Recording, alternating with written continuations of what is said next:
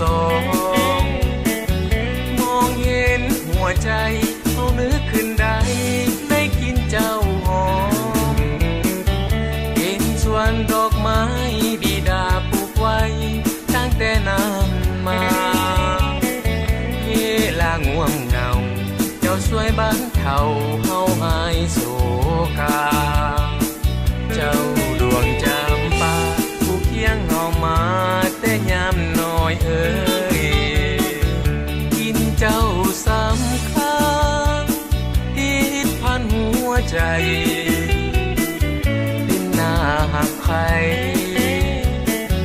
แม่งไว้เสยสม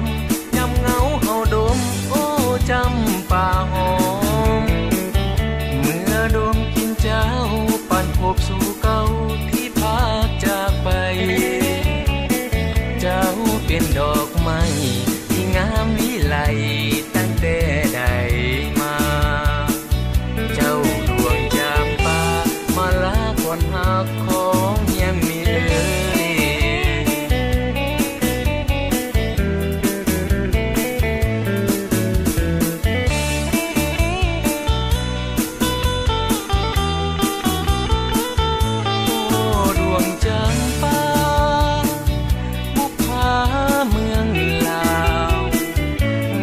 ดังดวงดา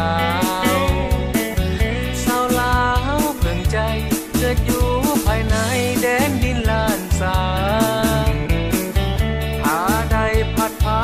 กเนรเทศจากบ้านเกิดเมืองนอนเยี่ยมจะเอาเจ้าเป็นเพื่อนห่วมเงาเท่าสิ้นชีวาเจ้าดวงจำปามาลางามยิ่งเมืองลาวเอ้ยโอ้ดวงจำปาเวลาสมน้องนึกเห็นผ่านสองมองเห็นหัวใจเขานึกขึ้นได้ได้กินเจ้าหอมเป็นสวนดอกไม้บิดาปลูกไว้ตั้งแต่นานมาช่วยบรรเทาเฮาหายโศกา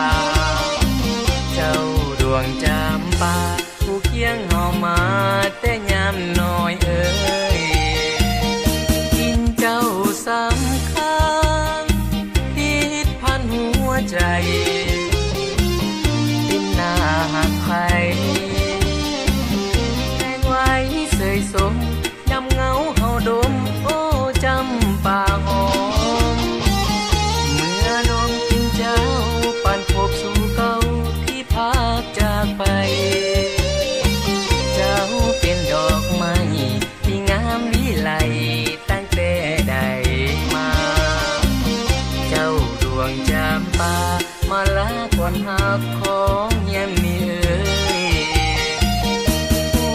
ดวงจำปาบุพาเมืองลาวงามดังดวงดาวเกิดอยู่ภายในแดนดินลานสาหาใดพัดพากเนรเทศจากบ้านเกิดเมืองนอนเยี่ยมจะเอาเจ้าเป็นเพื่อนห่วมเงาเท่าสิ้นชีวาเจ้าดวงจำปามาลางามยิ่งเมืองลาวเอ้ย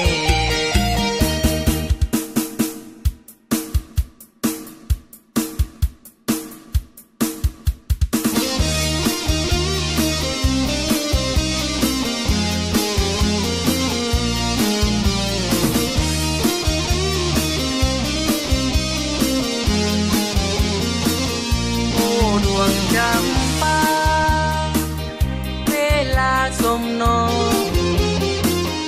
นึกเห็นผ่านสองมองเห็นหัวใจเขานึกขึ้นได้ได้กินเจ้าหอมเป็นสวนดอกไม้บิดาปลูกไว้ตั้งแต่นานมาเวลาง่วงเหงาเจ้าช่วยบรรเทาเฮาหายโศกาเจ้า งจำปาผู้เคียงเฮามาแต่ยามน้อยเอ้ยกินเจ้าสำคัญติดพันหัวใจเป็นหน้าหักใครแทงไว้เสยสมยำเงาเฮาดมโอ้จำป่าหอมเมื่อน้องกินเจ้าปั่นพบสู่เก่าที่พากจากไปเจ้าเป็นดอกไม้ที่งามวิไลตั้งแต่ได้มาเจ้าดวงจำปามาลาก่อนหักของแย้มนี้เอ่ยโอ้ดวงจำปามุกผาเมืองลาวงามดังดวงดาวสาวลาวเพิ่งใจเกิดอยู่ภายในแดนดินลานสาอาได้พัดพากนี่ละเทศจากบ้านเกิดเมืองนอน